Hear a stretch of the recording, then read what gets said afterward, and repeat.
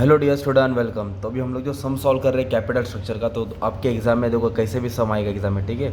इसका स्क्रीनशॉट लेके रखो। अभी मैं अच्छे से सॉल्व कर देता हूँ। तो कैपिटल स्ट्रक्चर का मतलब होता है कि कंपनी के पास पैसा 5 लाख है, अभी इधर 5 लाख रुपया है, एक शेयर 10 का है, और कंपनी को 2 लाख की और ज़रूरत है। कंपनी को 2 लाख की ज़रूरत और है, तो कंपनी सोच रहा है कैसे लूँ पैसा, इक्विटी शेयर से लूँ, प्रेफरेंस शेयर से लूँ, डिबेंचर से लूँ। तो अपने को तीनों में से बेस्ट डिसीजन बताने का, राइट। और कंपनी का अर्निंग, पहले वाला अर्निंग दिया 1 लाख, और जो नया दिया अर्निंग वो 1.5 लाख दिया है। मतलब ये अपनों को अच्छे से समझना है। तो पहले क्या तुम लोग कॉलम बनाएंगे, सबसे पहले कैपिटल स्ट्रक्चर लिख देंगे, सोर्स मतलब पैसा। तो इक्विटी शेयर मतलब उनके पास पहले से 5 लाख है, एक शेयर कितने का, 10 का, ठीक है, 10 लिख दिया। 5 लाख पहले से ही है, तो हम लोग कहाँ लिख देंगे, एग्जिस्टिंग में लिख देंगे। तो उनके पास 5 लाख पहले से है, ठीक है, उनके पास 5 लाख पहले से है, ये एग्जिस्टिंग है, राइट। अभी हम लोग क्या किया, उन्होंने फ्रेश इशू किया। देखो फ्रेश कितना इशू किया उन लोगों को, उनको चाहिए प्रोग्राम, कुछ इन्वेस्टमेंट करना है, 2 लाख करना है। तो 2 लाख बोला है 3 तरीके से बोला। पहला 2 लाख इक्विटी शेयर से आएगा, दूसरा प्रेफरेंस शेयर से आएगा, तीसरा डिबेंचर से आएगा। तो 1 2 3, इसलिए मैंने 1 2 3 लिख दिया, राइट। तो पहला 2 लाख कहाँ से आ रहा है, इक्विटी शेयर से आ रहा है, इसलिए इधर न्यू डाल दिया, फ्रेश है ना। तो इधर लिख दिया मैंने 2 लाख, ओके। यहाँ मत लिखो, प्रपोजल 1 में लिखो। फिर दूसरा 2 लाख किससे आ रहा है, प्रेफरेंस शेयर से 12%, तो इसके लिए 12% लिखा। और प्रपोजल 2 है ना, प्रपोजल 2 कितना आ रहा है, 2 लाख, एक शेयर 10 का है, ऐसे डाल दो ब्रैकेट में। 2 लाख किधर से आ रहा है, मालूम है क्या, प्रेफरेंस शेयर से आ रहा है। और थर्ड वाला 2 लाख डिबेंचर से आ रहा है। डिबेंचर मतलब लोन होता है, बोरो फंड होता है, तो 2 लाख डिबेंचर से आ रहा है। तो उनके पास 5 लाख पहले से है, 2 लाख की ज़रूरत है, मतलब अभी उनके पास 7 लाख हो जाएगा। कितना हो जाएगा, 7 लाख, ठीक है।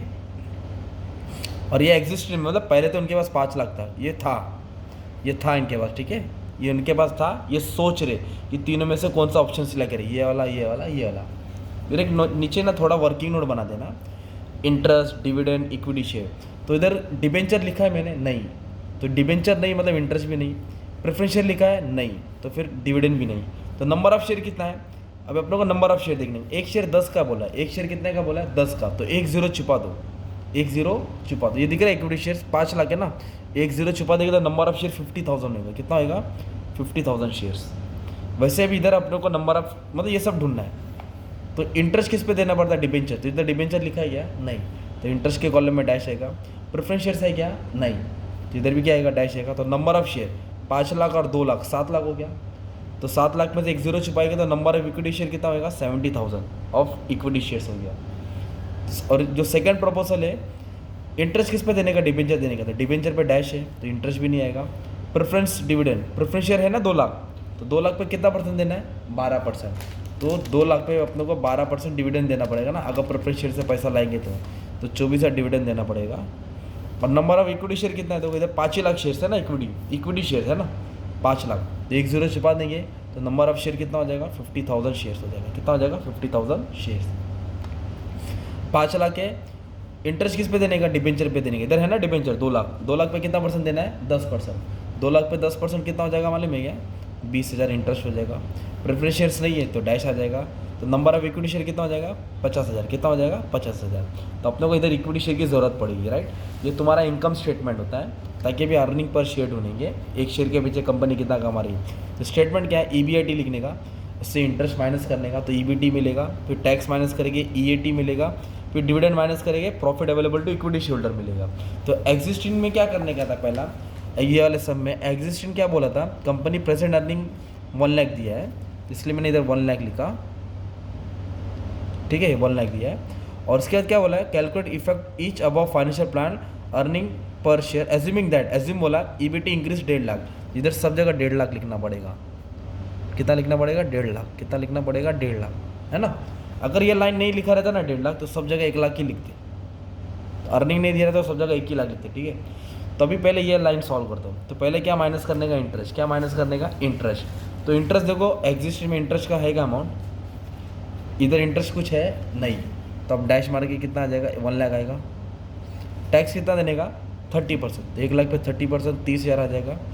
तो माइनस करके कितना आएगा, 70,000 आएगा। और प्रेफरेंस डिविडेंड है क्या इधर, नहीं, तो भी डैश मार दो।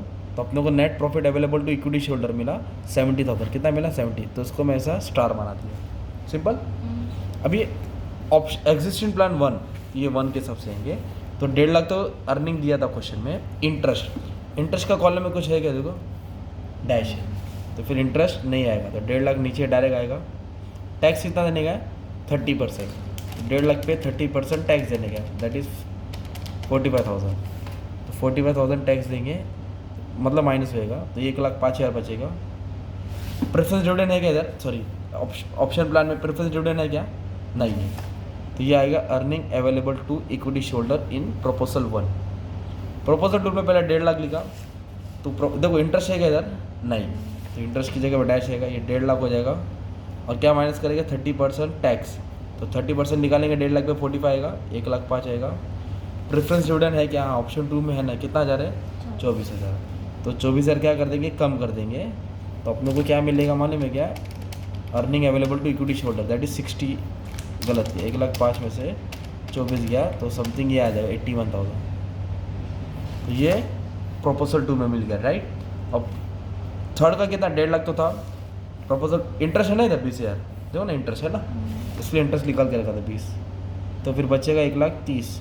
1,30,000 पे क्या बना देना पड़ेगा? 30% टैक्स देना पड़ेगा, तो 39,000 कितना है?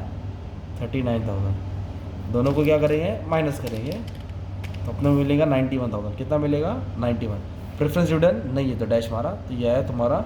ये अपने को क्या मिला? अर्निंग मिला। क्या मिला? Earning available to equity shareholder, है ना। अभी क्या करने का अपने को? अर्निंग पर शेयर निकालने का। क्या निकालने का है? अर्निंग पर शेयर। तो अर्निंग पर शेयर का फॉर्मूला क्या है? जो प्रॉफिट अवेलेबल है ना इक्विटी शेयरहोल्डर को, उसको डिवाइड करो नंबर ऑफ शेयर से। किससे डिवाइड करो? तो 70,000 को किससे डिवाइड करेंगे? 50,000 से। 70 को किससे डिवाइड करेंगे? 50,000 से। तो तुम इसको डिवाइड कर देंगे ना, तुमको अर्निंग पर शेयर मिल जाएगा, दैट इज़ 1.4। इधर अर्निंग कितना है? 1,05,000।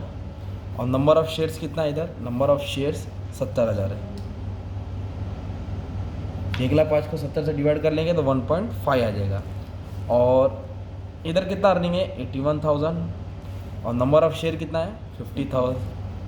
तो 81 को 50 से डिवाइड कर लेंगे तो 1.62 आएगा अर्निंग पर शेयर। लास्ट में 91,000 तुम्हारा प्रॉफिट अवेलेबल है इक्विटी शेयरहोल्डर को। और नंबर ऑफ शेयर कितना है? 50,000। कितना है नंबर ऑफ शेयर? 50,000। तो 50 से क्या कर देंगे? डिवाइड कर देंगे, तो 1.82 आएगा। कितना आएगा? 1.82। तो अर्निंग पर शेयर कहाँ जाता है वो इम्पॉर्टेंट है। तो सबसे ज़्यादा अर्निंग पर शेयर किधर है? देखो लास्ट वाले में, है ना। तो अर्निंग पर share in the third option is more than the has compare to the previous one, proposal 1 and 2, है ना। तो इसके लिए कंपनी क्या करेगा? ऑप्शन 3 के साथ जाएगा। ऑप्शन 3 के साथ जाएगा मतलब कंपनी क्या करेगा?